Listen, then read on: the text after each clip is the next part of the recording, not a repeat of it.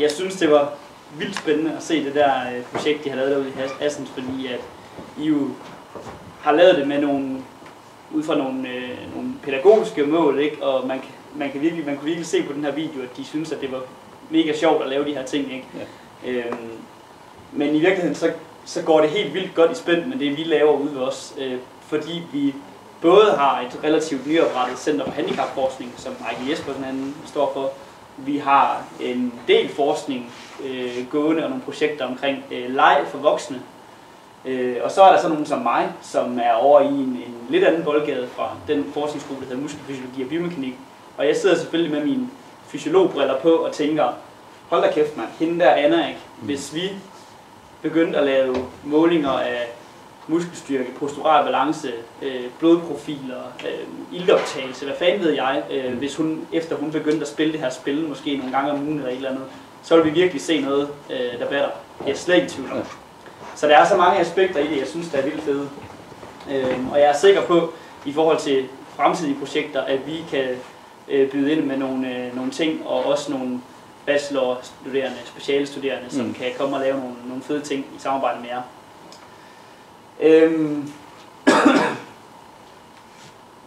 I forhold til i dag, så blev jeg spurgt af Jørgen Jakob, om jeg kunne sige noget omkring kliniske tests. Og så tænkte jeg til at starte med, at det aner jeg ikke en kæft om. For min umiddelbare tanke, det var kliniske test. Er det ikke sådan noget, som netop fysioterapeuter, kiropraktorer og læger osv., de laver i forbindelse med diagnostisering og så videre. Det er jeg jo ikke. Jeg er idrætsfysiolog. Så prøvede jeg ligesom at slå det op, og så havnede jeg i den definition, som Susanne snakkede om tidligere, ikke? Clinical trials, at et eller andet produkt, et medicinsk medicament eller sådan noget, gennemgår de her clinical trials for at komme på markedet. Og jeg var ret sikker på, at det var i hvert fald ikke var det, du mente, Jørgen Jakob. Så tænker jeg, at så gider jeg ikke snakke om det, så snakker jeg om noget, jeg ved noget om i stedet for. Jeg kommer som sagt ud fra idræt og sundhed, og jeg er en del af den her forskningsgruppe, der hedder muskelfysiologi og biomekanik. Og vi er i et samarbejde med en anden forskningsgruppe ude på Patologisk Institut.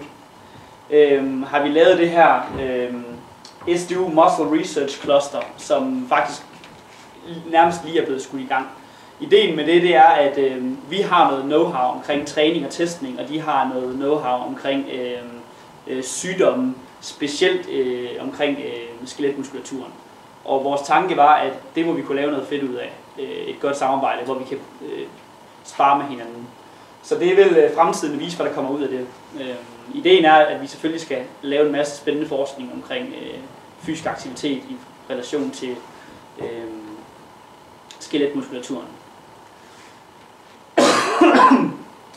Jeg vil sige lidt omkring test af fysisk funktion.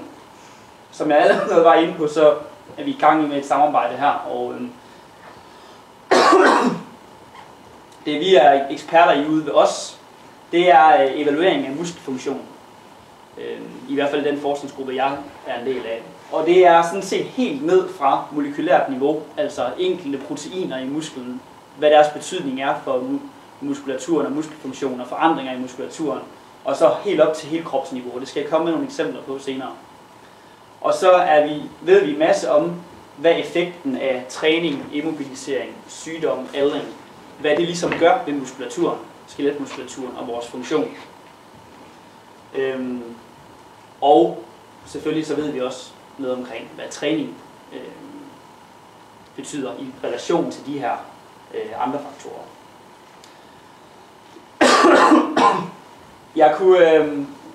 Jeg kunne snakke i et par dage, tror jeg, omkring forskellige tests, hvis jeg skulle gå rigtig meget i dybden med de forskellige tests, som jeg ved noget om, og vi ved noget om.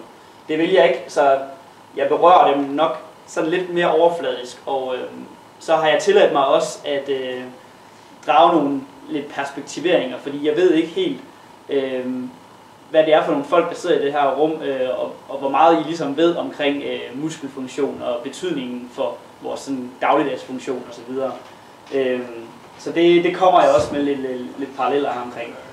Men jeg har bare lige listet sådan 3 overområder op, som jeg vil snakke lidt om. Det første, det er sådan en testning af lunge- og kredsløbsfunktion, og så er der noget omkring muskelfunktion, og så er der nogle mere sådan funktionelle tests, som vi arbejder med.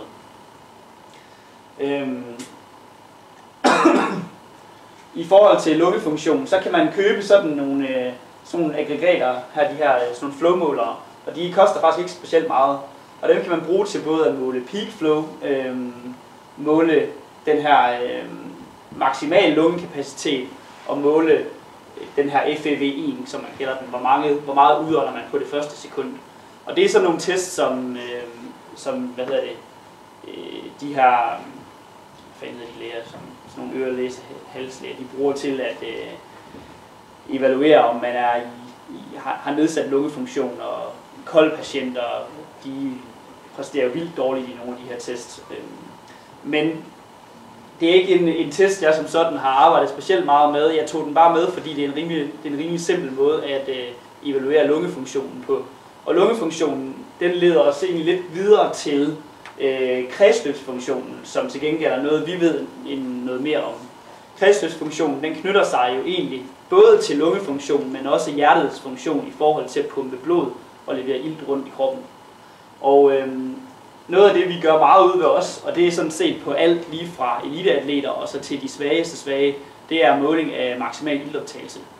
Og jeg skal sige lige om lidt noget omkring, hvorfor maksimal iltoptagelse den egentlig er vigtig.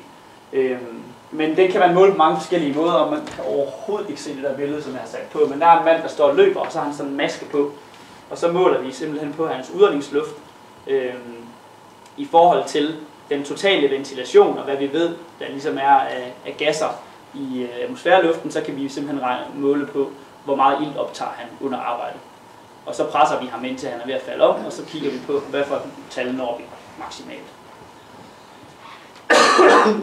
Så kan man få et absolut tal ud i liter ilt per minut, og det kan man relatere til kropsvægten, og så får man det, der hedder kondital.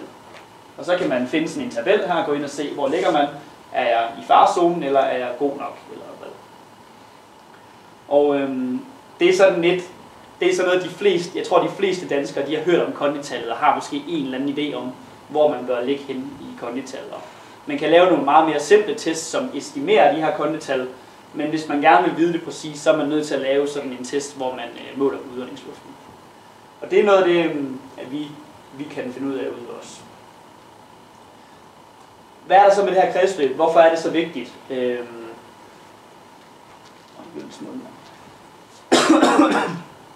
Når man bliver ældre, så kommer man i dårligere form. Forstået på den måde, at ens maksimale iltoptagelse den falder. Og den kan falde ret meget. Og det gør den både fordi vi får en dårligere lungefunktion, vi får en dårligere funktion af vores hjerte, men vi mister også skeletmuskulatur. Det er immervæk den, der skal aftage ilten under arbejde. Og vi kan se her, de her figurer, de viser altså for en person på sådan en 30-40 år, har en maksimal iltoptagelse på et eller andet sted mellem 2 og 3 liter, og så falder den hen over årene op mod 80-årsalderen. Og nu skal I lige se, der er listet 4 forskellige sådan dagligdags aktiviteter, og hvor meget der kræves af iltoptagelsen for at lave de her dagligdags aktiviteter. Der er påklædning, der er gang, trappegang og støvsugning. Og vi kan se, selvom I ikke regner det for noget, at bare det at gå eller klæde jer selv på, eller gå på trapper for den sags skyld, så kan man se, at en 80-årig vil altså være presset næsten til max ved at gå på trapper. Og det sætter selvfølgelig tingene lidt i relation, at de her dagligdags gøremål, som vi ikke tænker over, det kan blive nær maksimale belastninger, når man bliver ældre. Og derfor så er det rigtig, rigtig vigtigt, at man sørger for at lave noget aktivitet, der stresser ens kredsløb, så man bibeholder en god kredsløbsfunktion. Og det er jo noget af det, som dem, der udvikler de her aktiviteter, hund og kat, eller hvad det nu måtte være, kan tænke ind i de aktiviteter. Jeg er sikker på, at Anna hun forbedrer sin kredsløbsfunktion, hvis hun spiller det der nok, fordi at hun er gange mange mere aktiv, end hun normalt er, når hun går rundt med sin rollator. Så det vil hun ikke hjælpe hende. Ja. Det der fag, du har der, hvordan er de mål? Er det mål som sådan faktuelt for befolkningen over en periode? Eller? For at være ærlig, så ved jeg det ikke. Okay. Den her graf er taget fra det, der hedder håndbog for fysisk aktivitet. Håndbog i fysisk aktivitet, mener jeg, som Benny Klarlund og Bengt Saltin har skrevet for Sundhedsstyrelsen. Så det er formentlig sådan et eller andet tværsnitsstudie, man har lavet i befolkningen. hvor man har kigget på et aldersspænd, kigget på de 20-årige, hvad er deres blandt 100 eller 1000 personer, hvad er deres, og hvad er de 40-årige, hvad er de 50-årige, hvad er de 80-årige. Og så har man lavet et eller andet, en statistik ud fra det. Det var jo super spændende, og netop det, du er inde på med at sige, altså, hvor meget kan man egentlig skubbe til den? Jeg tror, man kan skubbe en del. Jeg tror, Anna hun kan blive skubbet rigtig meget med at spille hund og kat bare. Yes, det var lidt omkring kredsløbsfunktionen, og hvorfor den er vigtig. Og det er den selvfølgelig for, at vi har den her reserve. Men kredsløbsfunktionen er ikke det eneste. Der er også selve muskelfunktionen. Og testning af muskelfunktion, det er nok det, vi arbejder allermest ved i den forskningsgruppe, jeg er en del af. Og igen, det er både i relation til eliteudøvere og ældre og syge osv. Det er et billede af en person, der får testet sin maksimale styrke i lårmusklen her. Vi kan teste den i alle mulige forskellige muskler. Vi bruger meget af det her setup, fordi vi har nogle maskiner, der er meget standardiseret til at måle på lige præcis musklerne omkring knæledet. Og så fordi, at musklerne omkring knæledet, de er helt vildt vigtige for vores gangfunktion og sådan almindelig dagligdagsfunktion. Man kan teste faktisk nogle forskellige styrkeparametre i den her. Den ene ting, det er selvfølgelig den maksimale isometriske styrke. Altså en isometrisk styrke, det vil sige, at der ikke er bevægelse i knæledet. Og så kan man sige, hvor relevant er den for dagligdagsfunktion. Vi bevæger os jo altid, når vi går. Men den har stadigvæk en overførbarhed til vores dagligdagsfunktion. Hvis vi ser sådan en kurve her, det her det er en kraftkurve. Vi beder ham her om at presse så hårdt og så eksplosivt som muligt mod den her transducer, som han er spændt fast til. Og så får vi sådan en kraftsignal her. Det her det er så 2 kurver før og efter træning. Men den maksimale isometriske styrke, det er det maksimale niveau, vi kan aflæse, at han kommer op på. Så kan vi også gøre det en lille smule mere sådan, relateret til dagligdagsfunktionen eller bevægelser, ved at vi kan måle ham isokinetisk eller dynamisk. Så kan vi sætte den her arm til at bevæge sig, når han sparker på den, og bevæge sig med forskellige hastigheder. Og så begynder det at ligne lidt mere noget, man bruger sådan til dagligt.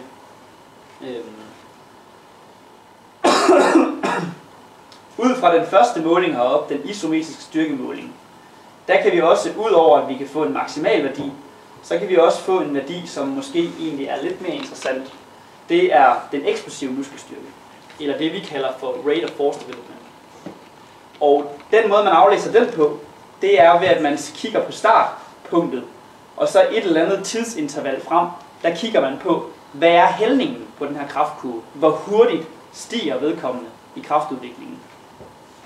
Og der tager man typisk, man kan tage det fra 0 til 30 millisekunder, fra 0 til 50 millisekunder, 100 millisekunder og 200 millisekunder. Det er sådan de mest gængse intervaller, man tager det i. Og den her rate of force development er enormt vigtig for specielt gangfunktionen.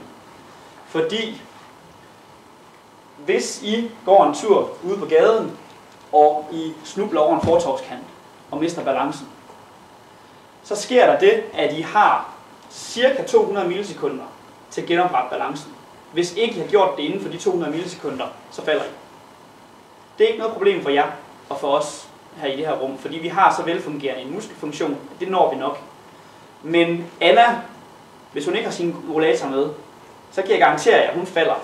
For hun når ikke at udvikle kraft nok til at genoprette balancen på de 200 millisekunder. Så derfor så er det er rigtig, rigtig vigtigt, interessant at kigge på, om vi kan manipulere med den her kraftkurve i den første del. Specielt de helt korte intervaller 0-30 og 0-50 millisekunder. Hvis man kan gøre noget der, med træning eller med aktiviteter, leg, you name it, så er det rigtig favorabelt og rigtig vigtigt for gangfunktionen.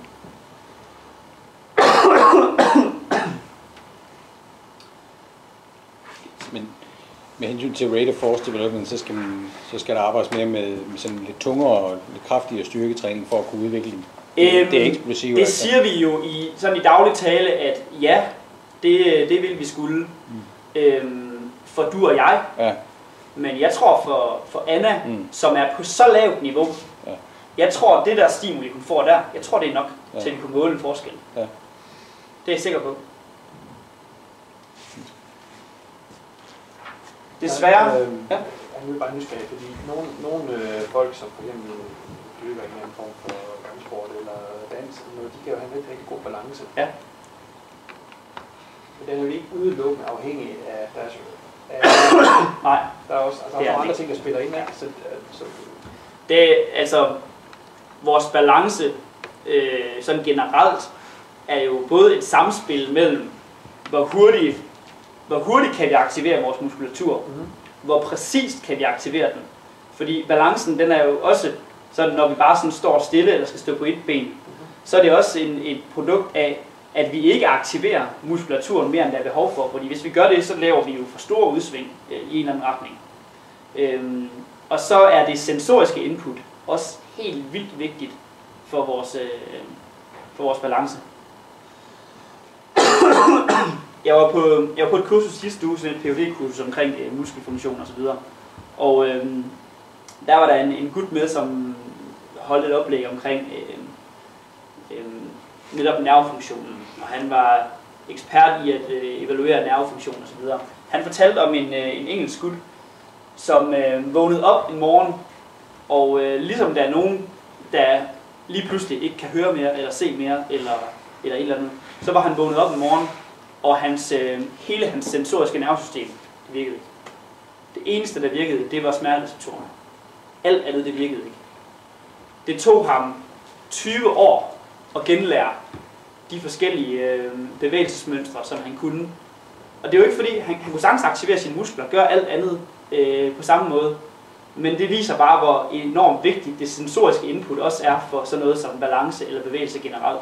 Han var for eksempel nødt til at sove med lyset tændt, fordi hvis han vågnede om morgenen, og der var mørkt, så vidste han ikke, hvordan han lå. Så har han ingen chance for at kunne rejse sig op eller finde stikkontakten. Vi tænker ikke over det, men I ved alle sammen, selvom I ikke kan se jeres ben lige nu, så ved I, om I har knæet strakt eller bøjet. Fordi der er nogle sensoriske signaler, der fortæller jer det. Det gjorde de ikke ved ham. Så det er også sådan noget, der spiller ind på for eksempel balancen. Men man kan sige, at hvis AFD'en falder ned under for eksempel de 200, eller bliver længere end de 200 millisekunder, så vil det ikke kunne lade sig gøre at kompensere ved for eksempel at være veltrænet i balance. Altså på en eller anden måde, så bliver musklerne så langsomt, at de ikke er i stand. Altså vi vil få en dårlig funktion, men man kan sige, selvom at nogle typer af balancetræning måske ikke direkte træner eksplosiv muskelstyrke, så kan vi måske kompensere ved at være mere præcise i vores måder at aktivere musklen på, og måske at undgå, at vi overhovedet kommer ud af balance. Problemet er de uforudsete. Ja, problemet det er, at de er uforudsete. Det er rigtigt. Muskelstyrke og muskelfunktion, muskelmasse, er desværre ikke noget, vi bare bliver født med, og så har resten af vores liv. Det er sådan, at fra vi bliver 50 år, så mister vi cirka 1% af vores muskelmasse om året. Og muskelstyrken lidt mere faktisk, omkring 1,5%. Og ja, det er nogle tal på nogle forskellige grupper af mænd og kvinder. Og billedet er ret entydigt.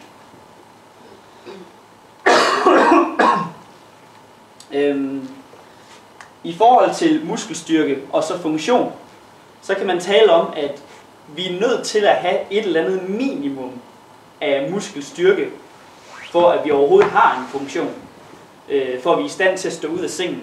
Så derfor så har vi sådan en eller anden nedre tærskel, at under den, så er der ikke rigtig nogen sammenhæng mellem vores styrke og vores funktion, fordi der simpelthen ikke er styrke nok til, at vi kan have en funktion. Så har vi et eller andet spænd, hvor der er en eller anden rigtig god lineær sammenhæng mellem, hvor god funktion vi har, og så vores muskelstyrke. Op til vi igen rammer et eller andet punkt, hvor at vi har så god en muskelstyrke, at en yderligere forbedring vil ikke give os nogen funktion. Alt derover, det vil være en styrkereserve. Både den her, det spænd her, men også det her spænd her er rigtig interessant. Spændet her, det er interessant, fordi at Anna, hun ligger måske et eller andet sted her. Hun ligger der, hvor kurven er rigtig stejl. Det betyder, at selv meget små ændringer i Annas muskelstyrke, det vil give hende markant forbedringer eller forværringer af hendes funktion. Det betyder jo, at hvis det her spil, det kan være med til at stimulere, at Anna får bare 2% bedre muskelstyrke, så vil det give hende en meget forbedret funktionsevne. Det spænd heroppe, det er ikke interessant umiddelbart, men det er interessant i den relation, at nogle af dem, der måske nærmer sig den alder, hvor det begynder at gå ned ad bakke, hvis man sørger for at give sig selv en høj styrkekapacitet, ved for eksempel at jævnligt at træne noget styrketræning, så har man det mere at falde på. Og det kan være, at man, lad os nu sige, at man en 80-årig utrænet ligger her, og en 80-årig trænet ligger her, så kan vi se, at jamen, det vil egentlig svare til, at man har den samme muskelstyrke, og måske også funktion, som en 50- eller 60-årig.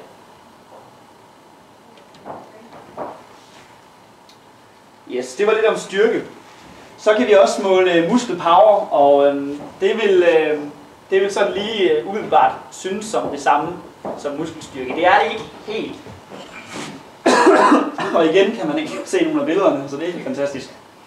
Det her billede viser en person, der sidder i det, man kalder for en power rig. Det er sådan et sæde, man sidder i, og så trykker man på sådan en platform. Og når man gør det, så kan man accelerere sådan en svinghjul, lidt ligesom sådan et, der er i en romaskine eller et lignende. Og så kan man måle, hvor mange watt bliver der produceret, hvor meget arbejde bliver der produceret på den tid, personen presser. Man kunne gøre det samme ved at bede personen om at stille sig op på en kraftplatform, og så sætte maksimalt af. Så kan vi måle afsætskraften, afsætshastigheden, og så kan vi få power ved at gange kraft og hastighed. Man kunne synes, at power er det samme som den eksplosive muskelstyrke. Og de er måske også korreleret til hinanden, men det er ikke helt det samme. Muskelpower er måske endnu bedre korreleret til funktion, end muskelstyrke er. Og det her er, nu kan jeg faktisk ikke engang huske, hvad studie det er fra. Det er fra et studie, som Per, ud fra os, Per har været med til at lave, omkring muskelstyrke og muskelpower hos en gruppe af mennesker, hvor man kan tydeligt se, at jamen, de trænede, de ligger et eller andet sted højere end de utrænede gør.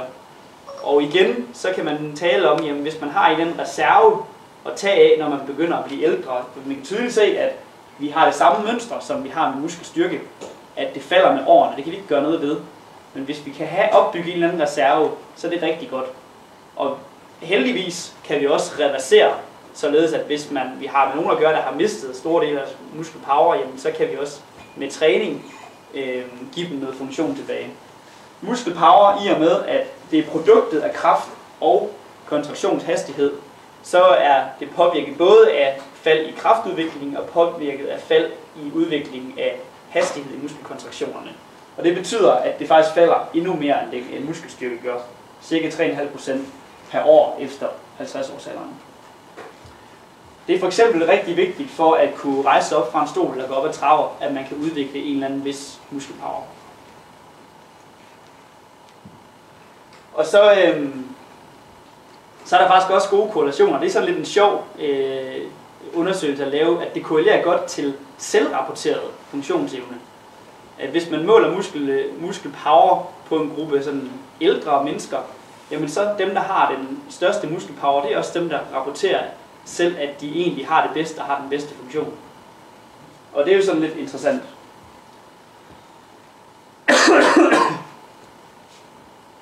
Så har du skrevet, Jørgen Jakob, også at foreslået måske at sige noget om muskelbiopsier.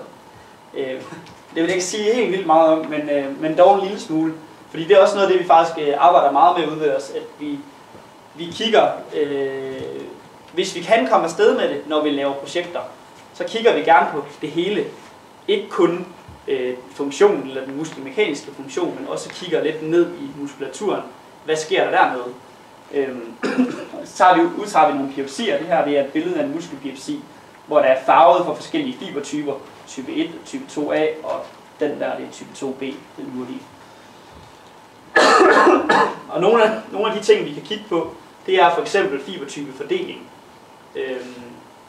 Fordelingen af de langsomme og de hurtige muskelfibre. Det er tværsnitsarealet af de enkelte fibre. Og man kan sige, isoleret set, så er det ikke sikkert, at det er så interessant, men det kan være, at det bliver interessant, hvis man sætter i relation til en eller anden bestemt gruppe af mennesker, ældre mennesker, folk med en eller anden dysfunktion, med en eller anden sygdom. Så kan det blive interessant at kigge på, hvordan ser muskelfibrene ud, både størrelsesmæssigt, men også sådan rent kvalitetsmæssigt. Er de pæne runde, eller har de en eller anden mærkelig form? Og specielt, hvad sker der så, hvis vi begynder at træne med dem? Ændrer det sig? Ja, det kunne være nogle patologiske forandringer, man kigger på i muskelbiopsierne. Det vil jeg ikke sige så meget mere om det her, det kan blive frygtelig nørdet.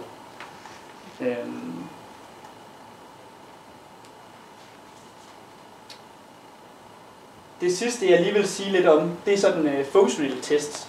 Fordi hvis vi laver projekter med træningsstudier eller immobiliseringsstudier eller et eller andet, så kigger vi altid på nogle af de her muskelmekaniske parametre, styrke eller power eller så videre. Men vi vil også gerne kunne relatere dem til noget, der er meget mere nærliggende. Så derfor så laver vi også nogle funktionelle tests.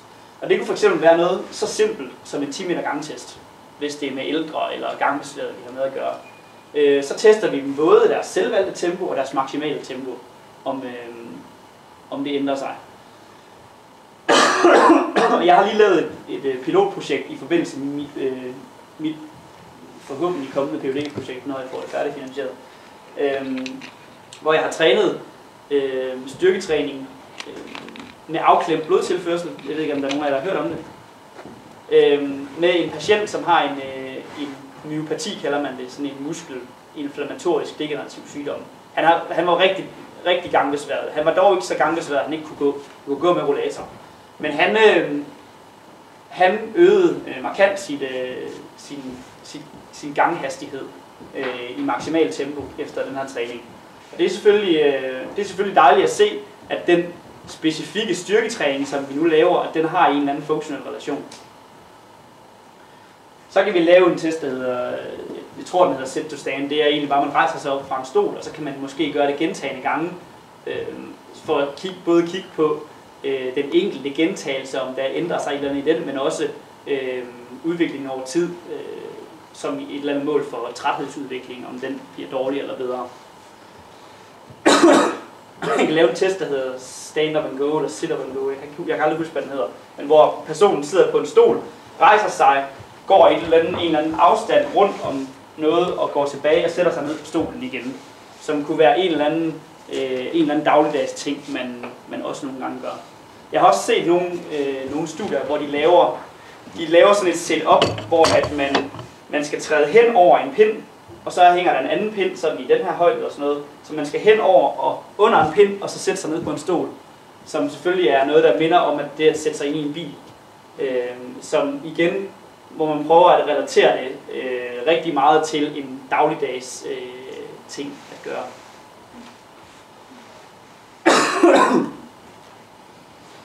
Så kan man lave sådan en 6 minutters gangtest, hvor man bare kigger på, hvor langt kan personen gå 6 minutter. Og det er selvfølgelig det kan både være et udtryk for sådan den her gangfunktion, men også udholdenhed. Måske egentlig også en kombination, hvor vi inddrager de her kredsløbsparametre. Fordi at I vil ikke være maksimalt presset tilnærmelsesvis ved bare at gå i hurtigt tempo. Men de her måske ældre eller måske syge mennesker, de vil have så dårlig kredsløbsfunktion, at det at gå, det vil presse dem næsten til max. Så hvis de får en bedre kredsløbsfunktion, så kan det være, at de vil kunne gå længere på sådan en gangtest. Så det er egentlig en sum af mange parametre at lave sådan en 6 minutters gangtest. Så kan vi kigge på deres balance. Man kan lave sådan en sway-måling, hedder det. Hvor vi stiller dem op på en kraftplatform. Og de er sindssygt følsomme sådan nogen. Så de kan måle selv bitte små ændringer i forskydninger i tyngdepunktet. Så beder vi dem om at stå helt stille, og man kan lave nogle forskellige test, hvor de står på et ben, eller de skal stå og holde ved et eller andet, og så slipper de det lige pludselig, og så skal de genoprette balancen. Og så kigger vi på, jamen, deres tyngdepunkt, hvordan forskyder det sig? Og er det blevet anderledes, efter de for eksempel har trænet, eller leget hund og kat, eller... Jeg er ret sikker på, at hende der, Anna, hun vil også have et mere nært areal på hendes swaymåling, efter hun havde leget det der i nogle måneder. Det er jeg ret overbevist om. Så har jeg bare taget den der med, den kender fysioterapeuterne, tror jeg i hvert fald, VAS-scoren.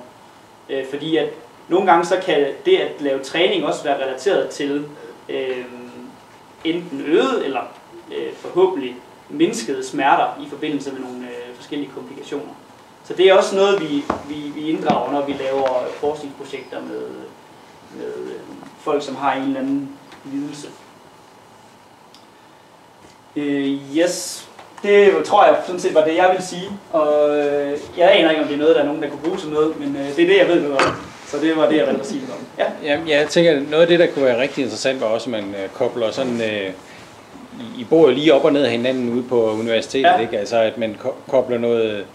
Det brugerorienteret på. Ja. Altså, hvis Paolo Casarotti lavede hans Ph.D. omkring muskelstyrke, men og kunne godt dokumentere, at hvis en 80-årig arbejder med styrketræning, så kunne parametrene faktisk ligne en 70-årig efter et stykke tid. Men der er jo ikke nogen, der kan dokumentere om, eller det kræver jo også en dokumentation af, hvad betyder det for brugeren. Ja. Er de så dødtrætte efter træning, at de ligger hjemme på sofaen, og så er deres sociale liv faktisk gået i stå af den grund? Det er en rigtig god pointe. Og det er faktisk noget, vi er meget opmærksomme på i de forskningsprojekter, vi laver med ældre. Det er, om den træning, vi nu laver med dem, når vi laver træning med dem, om det egentlig har indflydelse på, at alle deres andre aktiviteter, de mindskes. Men ja, som jeg også sagde, altså udover at vi selvfølgelig er rigtig gode til at teste alle mulige forskellige ting, så har vi også en eller anden viden om, hvordan man skal træne forskellige parametre i relation til at opnå forskellige mål, sådan fysiologiske adaptationer. Så det er selvfølgelig også noget, vi kan byde ind med, når at I skal udvikle et eller andet spil. Så kan vi have nogle træningsspecifikke øjne på det her spil. Er det et godt spil til at udvikle kredsløbsfunktionen eller et eller andet? Det er selvfølgelig, synes jeg, et fokus på, hvad der rent faktisk giver størst mulig effekt i forhold til indsatsen. Ja. Det er jo også rigtig vigtigt, når man sætter ned og får idéerne, fordi det er sådan set et af de store problemer, jeg ser med mange af de ting, der bliver lavet. Det er, at folk får en sjov idé, og så går i gang med at lave det. Ja.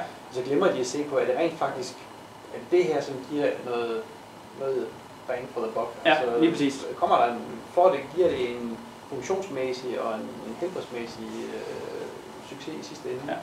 Så det der ægte tværfaglighed, hvor man kan smitte af på hinanden, der er så meget potentiale i det. Jeg er helt enig, og det er også derfor, jeg synes, det her projekt er super interessant, fordi at det på en side handler om at lave nogle sociale aktiviteter, som brugerne synes er sjove, og som de har lyst til at lave, og som giver et eller andet bedre socialt sammenhold, for eksempel ude i den her institution, ikke? Men så på den anden side kan man også kigge på nogle af de sådan mere sundhedsrelaterede parametre i det. Så der er virkelig mange perspektiver, synes jeg. Så jeg håber virkelig, at vi har noget, vi kan byde ind med i forhold til jer, og I bruger os, hvis det er, at I har brug for et eller andet, fordi det er jo det vi er her for i det her samarbejde. Så. Yes.